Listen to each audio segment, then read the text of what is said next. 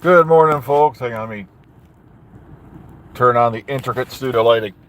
Uh, Here we are. It's Saturday. Welcome to your bogus bonus edition of Doctor News of Doctor Freedom or Tales from the Parking Lot. Now, yeah, the title does say Doctor Who News, but if you look at the thumbnail for the videos, which usually goes up within a few hours after I'm done, because I really don't like to try doing any editing and all on the phone. Look at these gorilla fingers.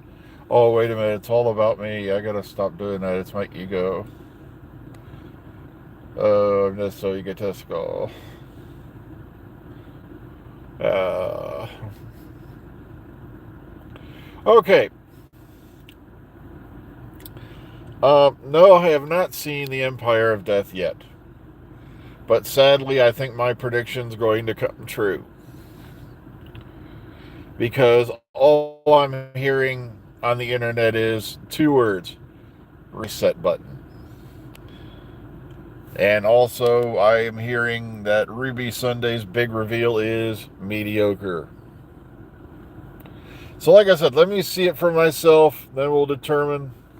Don't forget, Omega Files will be later tonight. We're going to talk about Legend of Ruby Sunday and Empire of Death. But the thing is when the second I knew that this was, Sutek.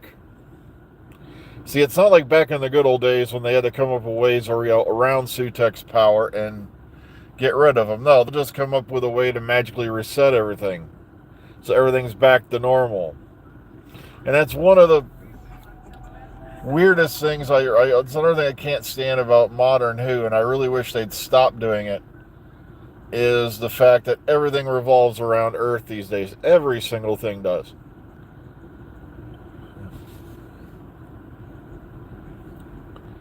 Now, I've already heard her reveal hasn't really been given yet either. So, they're hanging on to that.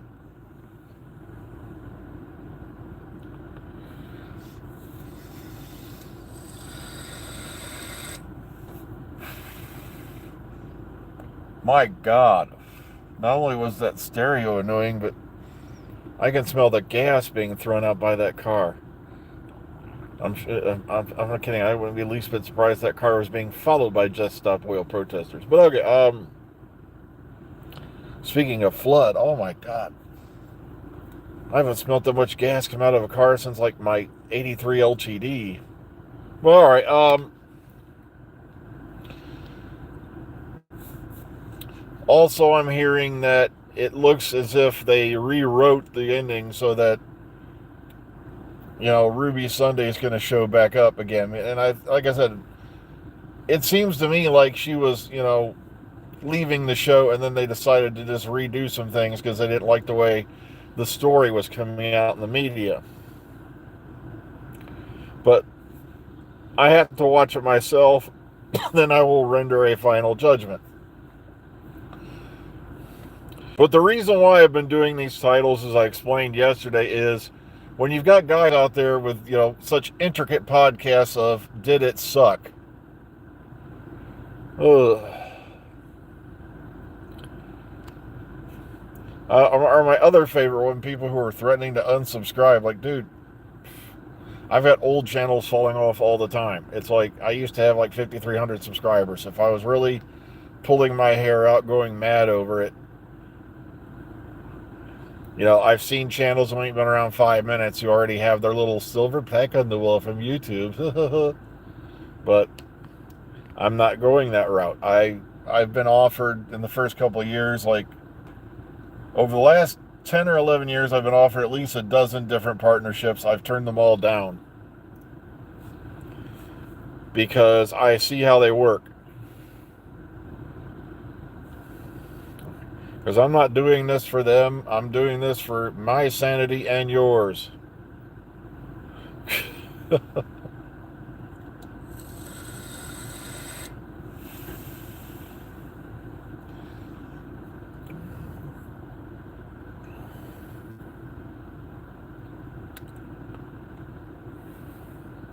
Like I said, I'll have to watch the ending to see, how it wound up and all that for myself, before I really go crazy or lose anything or, go nuts. Plus, I'm not supposed to mention the fact that it sucks that we all have to come in on a Saturday to make up for a day off that none of us even knew about how many years ago. Because that's the only reason we're here, is because, the Juneteenth thing. Otherwise, this had just been a regular weekend. We'd had Saturday and Sunday off. Ugh. But like I said, this series is not horrible. They're making, you've got all these guys running around making it sound like it was the worst thing that ever happened. I'm sorry, but there's people who've actually been begging for Chibnall to come back. Good luck with that.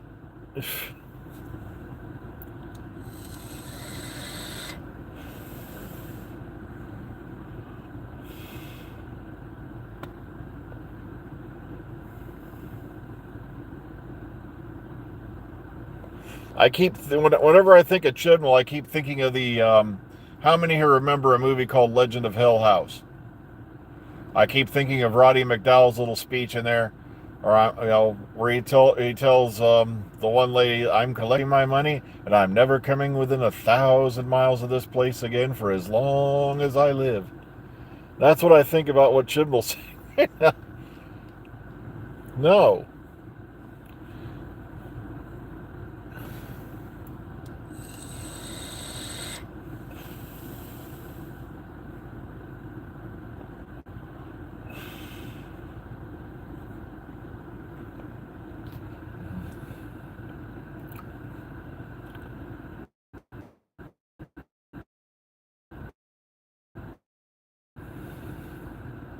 Well, Michelle Obama wouldn't in office. Sadly, it would be our Mamala Kamala. Oh God, I'm never going to get that out of my head. I saw that clip. You do realize that you're all a lady who praised a guy who got shot because he broke a restraining order and reached in front of how many armed men, because he decided that the wife that he was beating routinely for how long should not have a life of her own. And yet she was in the hospital talking to this guy like, he just charged down an enemy machine gun nest to save his pals. Oh, but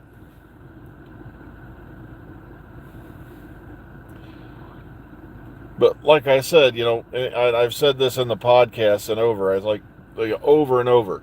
The bar's here now. Thanks to Mandalorian, Fallout, and other series, the bar's up here. Doctor Who ain't got there. It's it's not far below. Don't get me wrong. It's not subterranean, but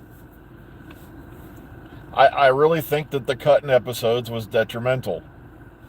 And I loved how everybody was walking around praising about how the quality will improve and all that. And I'm like,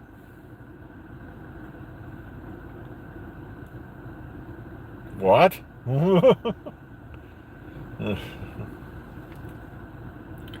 But like I said, I'm not gonna, like I said, my only major complaint is the fact that there were only 8 episodes on a special, and I'm like, what happened to the day when we had 13 episodes on a special? Then it was silently went to 12. Then it silently went to 10. Now it's down to 8. Ugh.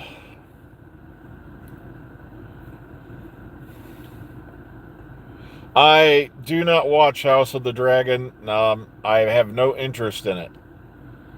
One of the things, with some rare exceptions that I'm getting sick of, are prequel series. Especially when there were so many other stories you could have told in that current, timeline. Yet we have to go do prequel stories. Like I said, that's why I will never watch Starship Dysentery, nor will I watch New Worlds or any of that stuff. But like you said, you don't see me making countless videos about it, do you? I do mention it, but I don't go on about it for days.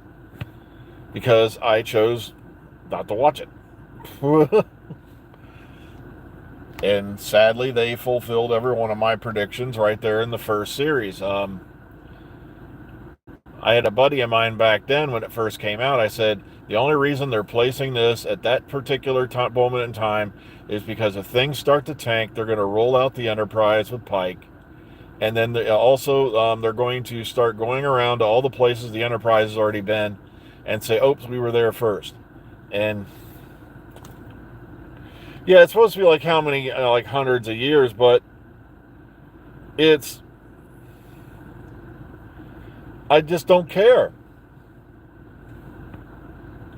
I don't know. Maybe I got, burned by the, how they ended Game of Thrones. I don't know.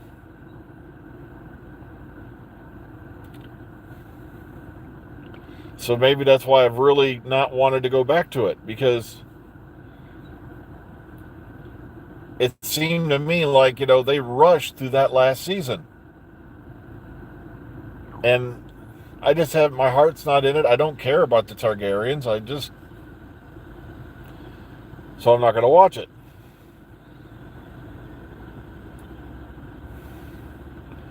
You see, that's the thing. Nobody wants to come up with anything new because they're too scared. So they go running back to other series and say, okay, let's pull out of our butts. Just like Hollywood. Look at a lot of the movies that have come out that are just remakes. And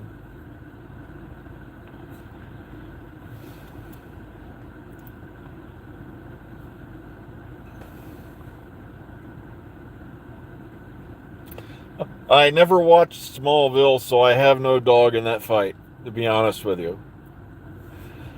Even though I am familiar with how the characters are all that, because I did a little research when they popped up in the Arrowverse, the Crisis episodes and all that.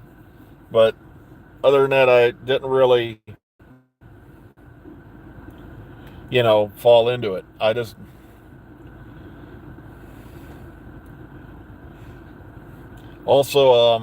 I did like Tom Welling when he was in Lucifer, playing Kane. I thought he did a really good job at that. I got to give him that.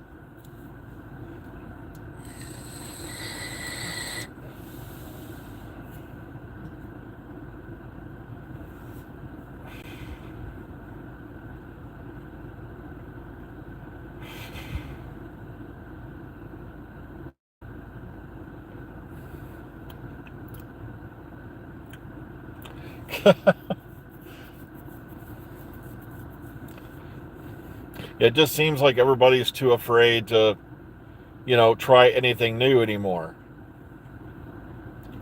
Like, look at Star Wars, all the old tropes they've been tromping over and over and over again. And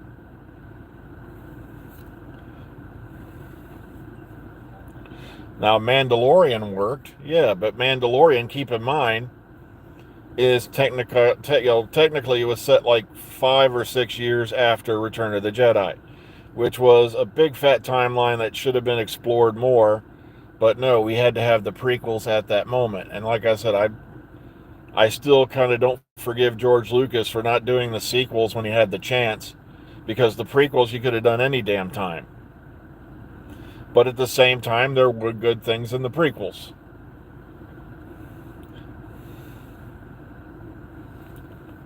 But now you let Disney come along and, Luke Skywalker's been turned into a comedic flop failure, a coward, and a backstabber, literally.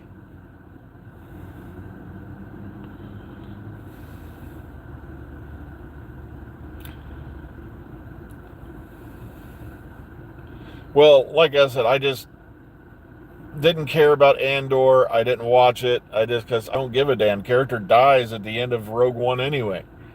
It's like, why are we going back to a previous era when the Mandalorian showed you could pick on an era that's never been touched, that comes after the movies, and they did a really damn good job of it.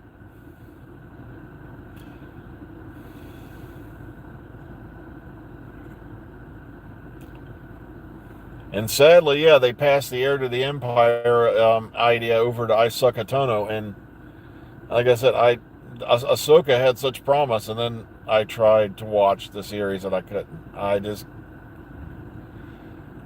it seems to me like every person who's flopped out of the Jedi Academy or had no training has suddenly become a Grandmaster Sensei Jedi of all time. And I'm like, why the hell did y'all? Oh, what about all the rest of these guys who went through all this training? Oh, they got their ass kicked how many years ago?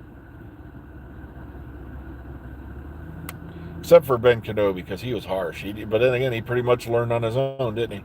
But, oh well, I just looked at the time. I've got to run inside. So, oh no, I didn't use enough Doctor Who content, guys. So, remember, Omega Files will be tonight at 8 o'clock live, Eastern Standard Time. And we're going to sit around and talk about how this series wrapped up.